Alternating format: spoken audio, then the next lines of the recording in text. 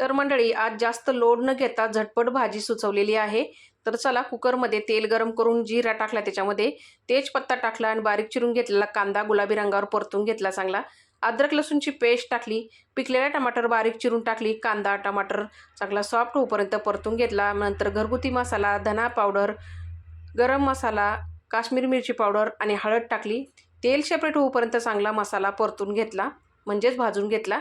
नंतर इथं अख्खा मसूर आहे ना, न भिजवता मी इथं स्वच्छ धुवून घेतलेला आहे आणि एक बटाटा साली काढून कट करून टाकलाय, त्याच्यामध्ये मिक्स करून घेतलं चांगलं।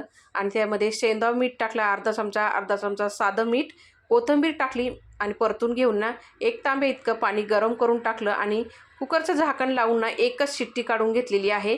तर मंडळी एकदम झटपट चमचमीत आणि झणझणीत असा आपला अख्खा मसूर तयार झालेला आहे। तुम्ही कसा बनवता ते कमेंटमध्ये नक्की सांगा। जाता जाता चॅनलला सबस्क्राईब करा। धन्यवाद।